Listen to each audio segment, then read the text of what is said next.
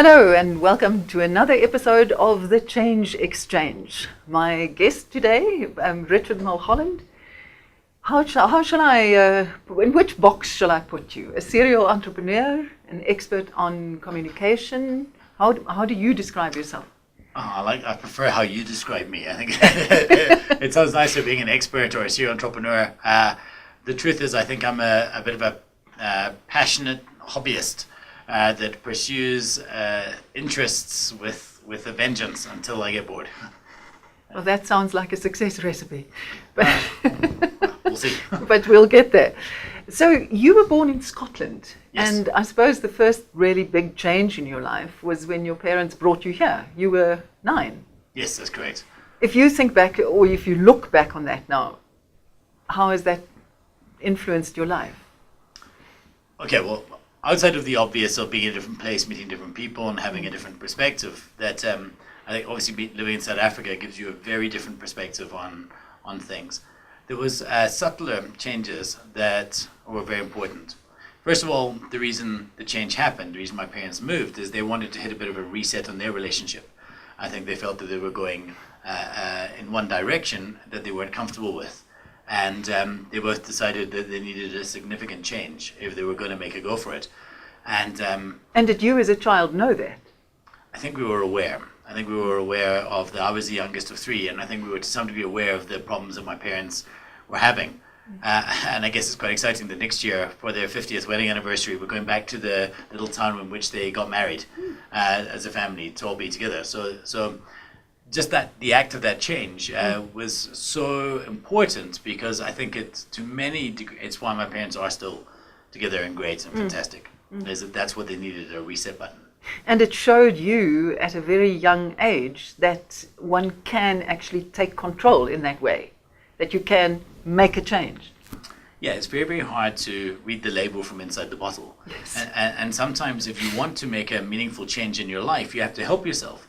And often the best way to do that is to make a different meaningful change and put yourself in a different situation. And all of a sudden, I always say to people, it's amazing how we find these little things to become enemies on. It could be a religion, or it could be or even politics or points of view. But if an alien invasion started tomorrow, all of a sudden that would seem small and we would all be in it together. And I think that's what happened with my parents, maybe, is to some degree they were against each other. They were in this very parochial little Glaswegian Scottish community. And all of a sudden, when they were the two outsiders in a new place, well, then they had to bond together. And I think that probably drew them together and has kept them together here.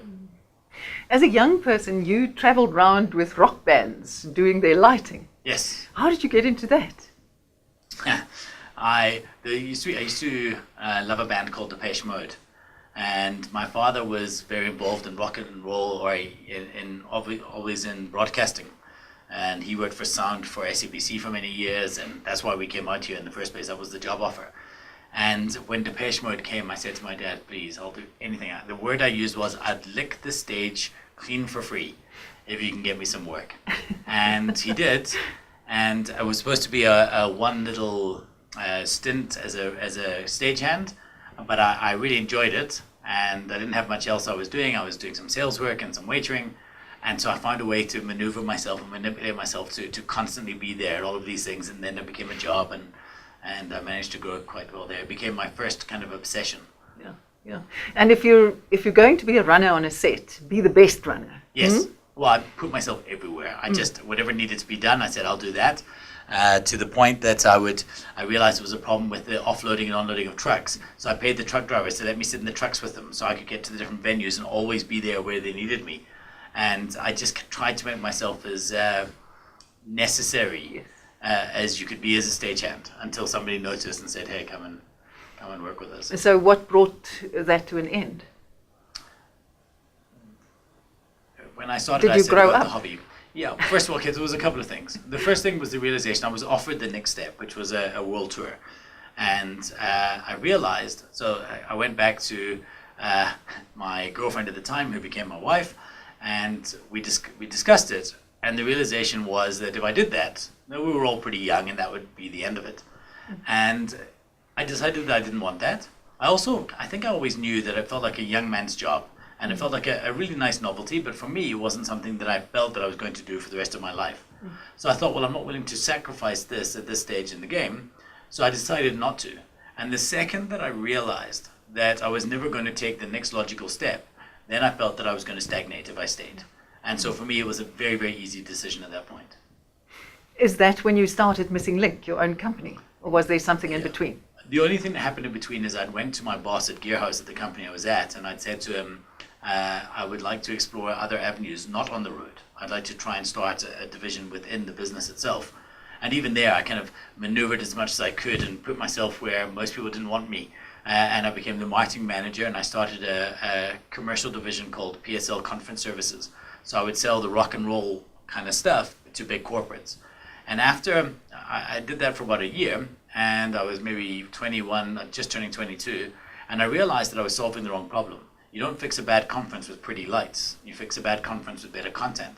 So I had no idea what I was doing, but I knew that I was frustrated enough with how bad it was to get interested in it. And that's why I started a presentation company, not because I loved presentations, but because I really disliked them. Yeah. I figured there had to be a better way. And you were 22 and you believed you could do this? Yeah. Better than the people who were doing it? I always, so one of my principles is with entrepreneurs is that when you're starting, you have to have the most important asset you have is not money or funding or anything. It's delusional self-belief. A self-belief in yourself and your mission or whatever it is you're on that defies logic. And it completely defied logic. But I believed it wholeheartedly, so much so that some of the people around me thought, well, if this guy believes it that much, it must be true. And when I think back to some of the rubbish I would spout in those meetings in those days, I mean, I had no idea what I was doing. But I said it with such conviction that people bought into it and got excited as well. And luckily, I was open enough to learning that over the years, we got better. And because I believed in the mission enough, I believed in the hate, the thing that frustrated me enough, I was hell-bent on fixing it. And so that's how we built up the company. That was 20 years ago. So what exactly do you do? Well, the company has evolved for the same purpose. But that business at that time is the line we used to use is we wanted people to suck less in public. I believe that if you're standing up and you have something important to tell people, but you're boring them to tears, you're never going to get your point across. Well, often, duh. Yeah. But yet, people do it every day. They stand up and they deliver these messages and they deliver these presentations to people in a way that is all about them. It's not about the audience. And even with just that basic understanding, I was already ahead of the curve of what my clients were doing. And so for years, we built up and we wanted to become the most meaningful presentation company in the world. And once we had been appointed by TED to be the official trainer of their TED Fellows program and had trained many TED speakers around the world, I realized that we had reached a point where I feel I'd achieved a level of mastery in that regard, and I wanted to do something else. I also realized that it doesn't matter how well you communicate a business strategy. If the strategy is flawed at the beginning, then you just communicated the wrong thing anyway. And so we wanted to get deeper into the source of the problem. Let's go back to the beginning just for a moment. Who was your first client? Who first paid you money to do this? What happened was that while selling for a gearhouse where I was at, and also I'd built up some relationships as the marketing manager, I was brought in to do a job for the airports company, a lady by the name of Charmaine Ludovic. And I was standing there, I was setting the lighting, sound, and AV, and when I looked at the presentation stuff they were doing, I said, no, this is just not good. And I said, I know a designer guy who can help you with this. And he was the person who helped me with the marketing. And it was never meant to be a company. And I phoned him. I said, Tim, can you help out? And he said, yes. And I ended up having to consult. And it was a complete fluke, and I made a bit of a kickback. And I thought, okay, well, this is quite nice, and I feel like I'm doing a better job. So I would try and value add. So it was actually a bit of a happy accident. By the time that I'd quit Gearhouse, we had 5 employees, and it had become a bit of a business already. How did you get to TED? I attended in 2005, first of all. And Malcolm Gladwell had written a book called Blink. And the premise of that book was that you'll look at somebody and you'll make a decision in a split second and you'll never change it. And I challenged that. I felt like this was a flaw because I actually think that part of the reason we've been successful is people misjudge us when we walk in the room. And at first they think, oh, who are these idiots and how do they look and things. And over the course, because they put me at a 2 out of 10, by the end of the meeting, if I left it at a 7 out of 10, I'd pleased them by 5. Whereas if somebody walked in at a 5 and left at an 8, they pleased them by 3. And we were winning work using this. So I wanted to challenge him, and I knew he was speaking at TED in 2005. So I applied to be there, and then I applied to do a 3-minute speaking slot called First Impressions Lie. And I ended up getting to do it. Ironically, he had cancelled at the last minute, so he never arrived, but that was what started. And then I attended 2009, 2010, and we'd been chatting. And then in 2011, they asked us if we would do some coaching, and they'd heard about our business and things like that. What is the one thing that people need to know about presentation? That before you have to buy their attention before you sell them anything. You have to give them a reason to care, right? It's not in that moment, or well, or about the bigger thing, about whatever you're talking about. So you have to buy their attention. Let's go to TED for a second. I remember seeing a guy speak that year. His name was Garrick Israelian. And he does this talk on spectrography. It's basically the study of gases in space. And he's talking about all of these, this is a very intellectual audience, and he's talking about all these intellectual things, about this telescope he's built that can see certain gases in space. And you're trying to listen, you're trying to stay interested, and you're doing your best, but you can just see people tapping out throughout the audience as he talks on and on. Yeah. And then at the end of it, he says, and that's how we're going to prove to people if there is life on another planet. And then I'm thinking, geez, lead with that. Yes. If you opened with... Hook them in first. Hook them in with something they care about. Guys, I'm going to talk to you about something. In fact, if it was me, I would have probably done something like, ladies and gentlemen, I'm so excited to be here on this stage at TED 2020 to answer a question that we've been asking for all of time. Is there life in another planet? Yes. And I can tell you categorically that answer is, but I'm getting ahead of myself. You see, this actually started 10 years before. Yeah. Draw them and make them, you have to make them get invested in your message. And we don't do that. We just kick off and we start talking. I always said to producers on Carte Blanche and other programs when I train them, think of the promo line first. Yes. On Sunday night, what? Why should people watch? And that's what you're also looking for, is that it's anyone who's ever written a headline knows that. And I mean, that's exactly what, fun enough, that's why I would watch Carte Blanche episodes. Not because I'd watch Carte Blanche episodes, because something would happen in the promo during the week that would make me think, I care about that. Yeah. And the moment I care about that, I'll work through everything you make me work through if I care enough to get there. So I'll listen to, the backstory and the preamble and all of these things, because I want to get to that hook. And if you can make your audience, if you can create an itch in your audience's mind that they want to scratch, they'll hang on for anything. Yes. But people don't do that. They walk up to strangers and they just give them a scratch. Without the itch, we don't want the scratch. And I think that's what we have to fix in presenting. You wrote a book called Legicide. Yes. What does it say, and why did you feel it was necessary? It says that legacy thinking is the silent killer of innovation. We solve problems that exist. And then at some point in business, I realized this myself. It was a lesson I learned for myself, and then I realized it was broadly applicable. I set out to solve a problem in 98 around presentations, or 97 around presentations and how they should look and be. And then I solved it to some degree, and I managed to get some momentum. But you don't make money in the solving of a solution or of a problem. You make money when you refine your solution. So for the next 10 odd years, I was trying to do our solution better. How could I deploy it faster? How can I do it better? And all of these things. And it was one day when I realized, why is everything slowing down? Why aren't we advancing? And I said to myself, because I'm still doing the same stuff. Like, it should still be working. And I realized I was solving a problem that was no longer the same. When I got into the space, our presentation was an overhead transparency or a very, very bad PowerPoint.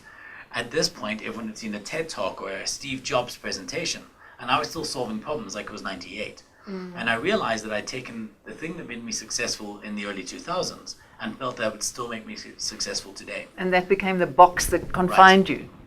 And we started this innovation lab called 21 Tanks.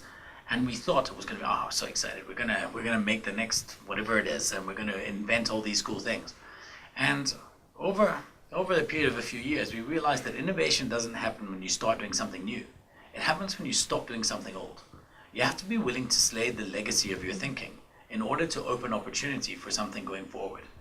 It amazes me how often was running a lab with a large financial service institution yesterday, and there was two things that they were frustrated with, and they were arguing. And I said to them, hey, what problem were you originally solving with A and B? And not one single member of the Exco team could tell me what it was. And they all just said that by the time we joined the company, this is how they did things. And I said, well, way back when, that was designed to solve a problem. If the problem is gone, you don't have to carry on doing the solution, but we do. We just keep it as if it was the same thing over and over again. And that's what Legicide is about. It's about not letting the success of the past act as an anchor for where you want to go in the future. You let go of one marriage for more or less the same reasons, I think. I don't think it was just me, but I think that was, I remember almost exactly that, you hit the nail on the head. My ex and I, we went for counselling, and we were getting on really, really well, but we knew it wasn't great. We went to see this counsellor down in Cape Town, and afterwards we decided to go for brunch. We went to Cafe Neo, and we were drawing this picture, and the picture basically said that up until that point, you know, your marriage is work, and sometimes you find yourself going down a bit of a slope, and every now and then you catch yourself and like, wait, we've gone far enough, and you run back up the hill and you get back to where you were. And I was drawing this for my ex, and the realization was that she wanted me to run back up the hill, but I had no interest in being that person. I wanted to maybe go down the bottom and run up to the other side of the hill. And as soon as we realized that we were in different places and we wanted to end up in different places, it was a very easy decision. We had a hug, we went home, I remember picking up the kids, the four of us hugged, we all cried. We shared a lawyer over a lunch as well, and that was that. And how did it change your relationship with your kids and being a father, being a dad? So I never, ever want to advocate a divorce to anyone. I certainly don't want to feel like I'm this cynical person who says marriage is bad and should be divorced. But there was a beautiful side effect. And the beautiful side effect was when we were married, a mom can take on so much and they do so much, and you'd run around feeling a bit like an assistant. And this is not in any way taking away from the mom. It's just that I naturally let her lead. But when we started fighting, we would fight about weird things like bath time and all of these things and all these little things. When all of a sudden the kids would arrive at my house, well, you can't be the assistant. We had a 1-year-old and a 4-year-old, and all of a sudden you just have to be dad. You're it. Yes. And you realize that you're, it's not about your presence. It's not about just being there. It's about being there. So I went from being a guy that was sometimes there to being a person that was there everything for every weekend. And it started being so nice that it actually used to bother me when people came to visit, because this was my time with the kids. And I think that a lot of the relationship that I have with the kids is so strong because of that. So again, I don't want to advocate it, but what I would say to dads is be very aware, to the point of saying every month have a weekend where it's you and the kids. Make sure you take some time to get that closeness. When they're small. Yes, when they're small, where you can't just hand them off, where you're not just there to help with the baths and the chores and the things like that. Be fully responsible for your kids as often as you could. I used to think that if my ex wanted to go to the shops and she was leaving me 2 kids, I was like, I can't just leave me like this. How can I look after 2 children? And then I had to. And then I realized that they don't break, and I was fine. But it made me mature as a dad a lot. And in retrospect, I think I'll have a lifetime of gratitude for that maturity. And now you're married again. How did that happen? How did you know that here was a person that a new partnership could work? I was so scared. I was petrified. It's hard not to look. How long were you on your own? Not that long. I mean, I dated. I actually realized that. So first thing is I realized that I'm not great by myself. I think that it's bizarre because I'm very much of an introvert. So I need to not be with many people, but I need to be with someone. I need to have a person. And but when I met my wife, I had no intention. I'd said I'm never getting married again. This is absolutely it. And it was mostly out of fear. It was a fear that if I got divorced once, I still see it. When I look back at my life, I think, well, I've not failed at many things. I've not been great at a lot of things, but I've not failed at many things. But no matter what happens, no matter how I can look back at my marriage and see the success with the children and even the time with my ex, it broke and it wasn't supposed to. So it's hard not to chalk that up as a failure. And generally what I've learned is when you're really bad at something, try not to do it again. And so I decided I wasn't going to. But when I met Jasmine, I realized that there was a lot of time. First of all, she didn't have the benefit of that. So for her, she hadn't made that mistake. And she wanted to get a go at it. And you know that point when you realize it's all very worth the risk. And in fact, there was two things that happened simultaneously. The first is I realized that it was worth the risk. And second thing I realized is that maybe risk was the wrong word. It doesn't have to be a risk. And then the third thing I guess I realized was you're better at this. You know, you always hear about entrepreneurs say you have to go through the one business to make your mistakes, to learn what to do the second time round. And I was a bit of an ass the first time round. I was not great. And not through lack of effort, just I think lack of experience and knowing what to do, and I was young. But I think I'm better. I hope I'm better. You'd have to ask Jasmine this time round. What made you decide this was worth the risk? Because there's a few things. First of all, he makes lists. Yeah, my children. My children were always happier when we were all together. And I realized that I love the idea of the family dynamic. I'm quite traditional that way. When my wife's name is Jasmine Jagger, and it was like a cool name. And she said, it's a cool name. I said, yep, it's gonna go. It's gonna be Jasmine Mulholland, because I wanted to feel like a family again. And I understand that my ex and her husband and things like that, they have a family, we have a family, and I miss that. And I love that idea of that. Now, when I saw that relationship growing there, I thought that was a very special thing. Between her and your kids. And the kids. I knew instantly that was a very, very special thing. And sometimes I actually say to my ex, to my wife, she'll say, we don't have kids and we're not having kids. And she'll say, I might not experience what it feels like to be a mom because it's different. And I said, well, equally, I'll never experience what it feels like to be a step parent, because there's some beautiful things that I see happening there that I'm actually quite jealous of.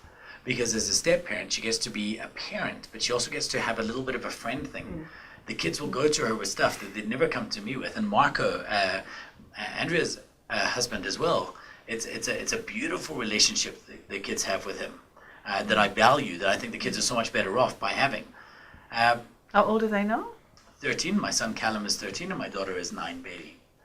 But I think there's a point at which you realize that you simply can't understand a concept of your future that doesn't have that person beside you. And even when you try imagine it, you realize that's not the path you want to take.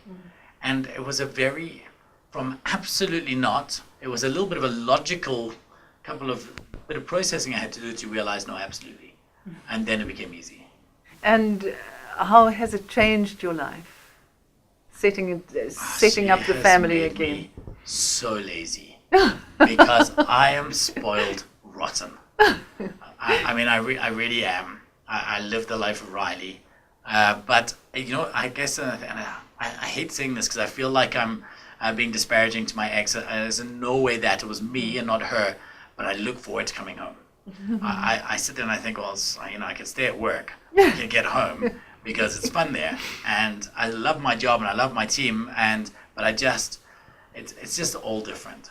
And partially because you don't just get married, you invest in a marriage, right? It's not like a case you put money in the bank account once and you leave it. You actually have to continually invest in it. It's an ongoing investment. And if you want to get that compounding return, you have to keep putting the money in to some degree. And that's what I do now, and that's the difference. And the nice thing is we both do. It's a shift in focus. Right, and a priority. Right, and so that is a priority. It's even to the point of before I thought I wanted to be rich. Now I realize I just want to be significant. And I don't in any way tie the significance with wealth other than that is required as a pragmatic thing. But I realize a big part of my significance is having the support of a family around me that loves me and is in my corner and vice versa. And so it's just changed everything. And where does this happen? Where's your home? How did you decide on it? What makes it your home? Monday to Thursday is Joburg, and Thursday to Sunday is Cape Town. That's been 9 years now of that. The idea is that it will end in a year. I don't want to make 10. I'll still have to commute every week, but it'll just be maybe a day or two. But commute up here? Yes. Or commute? Come to Joburg. So the idea is to move down to Cape Town pretty much full time, and then not actually have a house here. Right now I've got 2 houses, cars, motorbikes. Everything is replicated. I'm a board gamer, so board game collections, everything is replicated. But the home, I mean, geez, I hate the cliched answer. It certainly never feels tonight. So Jazz and the kids are in Cape Town. I'm staying up in Joburg. It just, I walk into the house, I bypass the lounge, I go upstairs, I climb into bed, and I treat my own home like a hotel room when they're not there. I get onto my laptop and I watch a TV show, because it simply doesn't feel like I want to sit around there because the house feels completely empty. And I love my home. It's not big, it's not ostentatious in the least. I love it, but it is simply a staging area, and it really is empty. And that's just how I feel. And I hate the cliche of our home is, where they are, except that it's only a cliche, because to me it's 100% true. It's just not home, it's just a room. I won't keep you. Let you get back to them. Yeah, thank you. Thank you so very much. That was most pleasant. Thank you very much. Thank I you. enjoyed it too. Until next time, goodbye.